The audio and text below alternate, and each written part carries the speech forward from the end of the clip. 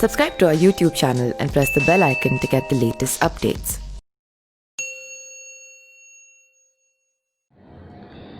नमस्कार, मैं पिंटू सिंह यादव आप सभी का स्वागत करते हैं न्यूज़ लाइव में। बिहार में राजनीति सियासत जो है वो काफ़ी ज़्यादा गंभीर बनती नज़र आ रही है, क्योंकि अब जो है बिहार में विधानसभा का चुनाव लगभग नज़दीक है और हर कोई कयास लगाया जा रहा है कि इलेक्शन कमीशन कब इसका फैसला ले ले कि आखिरकार बिहार विधानसभा का चुनाव कब होगा। इसको लेकर लगातार जो है कई ज़्यादा सियासत तेज हो रही है। अगर हम कुछ ही नेताओं की बात करें तो नेताओं जो है पार्टियां छोड़ने और दूसरे पार्टियों को दामन थामने का प्रयास कर रहे हैं, तो कई ऐसे लोग हैं जो कि अपने अहम निर्णय को लेकर कहीं ना कहीं आगे की राह को आसान करना चाहते हैं और अपने राजनीतिक भविष्य को लेकर चिंता में है, जिसको लेकर लगातार जो है बिहार से कई सारी गतिविधियां होती नजर आ रही है। अभी जैसे कि आप देख रहे होंगे जिस तरीके से एनडीए अलायंस में, यानी कि अगर हम बात करें बीजेपी की बात करें, जेडीयू की बात करें या फिर एलजेपी की बात करें, तो ये जो है एनडीए अलायंस है जिसके माध्यम से बिहार में इनकी सरकार अभी चल रही है। लेकिन जिस तरीके से लगातार चिराग पासवान जो है अपने कड़वे बयान से जिस तरीके से लगातार जो है नीतीश कुमार को घेरते नजर आ रहे हैं, इसको लेकर जो है अगर हम बात करें बीजेपी की या फिर अगर हम बात करें जेडीयू की, तो वो कहीं ना कहीं पलटवार करने में आगे आ रही है कि चिराग पासवान को कोई क्या बता रहा है, कोई कालिदास बता रहा है तो कोई ये बता रहा है कि ये सब ऐसे ही बोल रहे हैं। लेकिन कहीं ना कहीं एलजेपी के जो सुप्रीमो यानी कि जो चिराग पासवान हैं, वो लगातार अपने बयानों से और अपने मीटिंग और अपने कर्तव्यों से जिस तरीके से लगातार हमलावर हो रहे हैं, इससे अंदाजा यही लगाया जा सकता है कि एनडीए में अभी भी सब कुछ ठीक नहीं है। क्योंकि जिस तरीके से और ये भी कहा जा रहा है कि जो एलजेपी प्रमुख चिराग पासवान हैं, वो लगातार दबाव बढ़ाने की कोशिश कर रहे हैं कि किसी भी तरीके से बीजेपी और जो जेडीयू है यानी कि जनता दल यूनाइटेड है, उनको एक बढ़िया तरीके से सीट दे ताकि विधानसभा में एक अच्छी पकड़ बना सके और बिहार विधानसभा में एक अच्छा पहचान भी बना सके। इसको लेकर लगातार कुछ ऐसे भी नेता हैं जो कि सामने आ रहे हैं। अगर हम बात करें जिस तरीके से श्याम रजक की, तो श्याम रजक जो है ये एक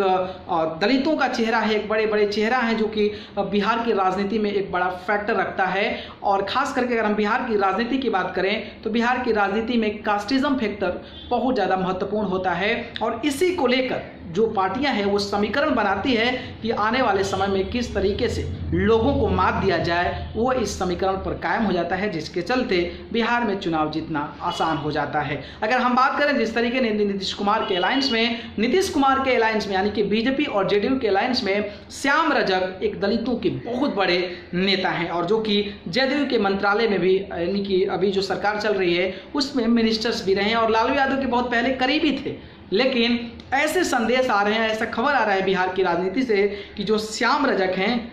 वो जो है जनता दल यूनाइटेड का साथ छोड़ सकते हैं, यानी कि नीतीश कुमार के काफ़ी संबंधी बताए जाते हैं और दलितों के एक बड़े चेहरा बताए जाते हैं और वो खबर आ रही है कि वो जो है राजनीति को छोड़ सकते हैं, मतलब कि जेडीयू से जो है इस्तीफा दे सकते हैं और फिर से आरजेडी का दामन थाम सकते हैं। और इसके बाद जब ऐसी खबर आई तो कहीं ना कहीं एनडीए की मुश्किल बढ़ेगी, क्योंकि चुनाव जो होता है वो कास्टिज्म फैक्टर पर बहुत ज़्यादा कॉन्सेंट्रेट करता है और इस तरीके से श्याम रजक अगर अपने पार्टी से बाहर जाकर जनता दल यूनाइटेड से बाहर जाकर अगर राष्ट्रीय जनता दल में शामिल होते हैं तो कहीं ना कहीं एक कहानी जो है खास करके बिहार की राजनीति के लिए बेहतर होगी, आरजेडी के लिए बेहतर होगी। और आगे देखना दिलचस्प होगा कि जो फैक्टर होता है, जो कास्टिज्म फैक्टर होता है, वो उनको छोड़ने के बाद कितना काम करता है। अगर हम वहीं एलजेपी सुप्रीमो की बात करें रामविलास पासवान के बेटे चिराग पासवान की, तो चिराग पासवान भी लगातार हावी होते रहे। अगर इस प्रकार के हावी होते रहें तो कहीं ना कहीं एनडीए से एक और भी बड़ा दलित चेहरा बाहर चला जाएगा, तो फिर पूरा का पूरा खामियाजा जो है आरजेडी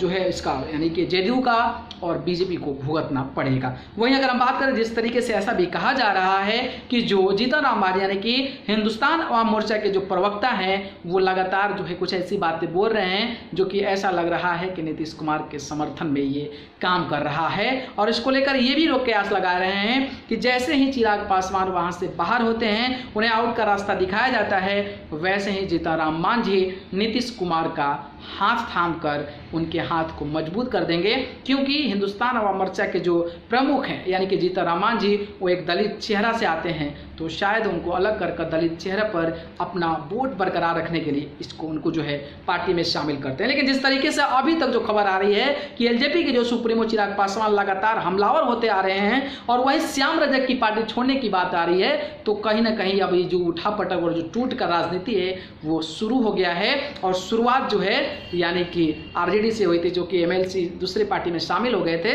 लेकिन इस तरीके से चुनाव नजदीक आते इनके मंत्री का इस तरीके से वहां पर पार्टी छोड़ने की बात सामने आ रही है, तो कहीं ना कहीं ये कहा जा सकता है कि उनके लिए यानी कि एनडीए अलायंस के लिए बहुत अच्छी बात नहीं है। और वहीं अगर हम महागठबंधन की बात करें तो महागठबंधन के लिए चानी बनता नजर आ रहा है। आपकी क्या जानकारी है, क्या विचार है, क्या राय है? क्या एलजेपी को जेडीयू और बीजेपी के साथ चुनाव लड़ना चाहिए, या फिर श्याम रजक अगर आरजेडी में जाते हैं तो आरजेडी को फायदा मिलने वाला है? कमेंट बॉक्स में जरूर बताएं। अगर वीडियो पसंद आए तो लाइक कमेंट शेयर करें और चैनल को पसंद करते हैं तो सब्सक्राइब कर जरूर जुड़े। आप सभी को बहुत बहुत धन्यवाद।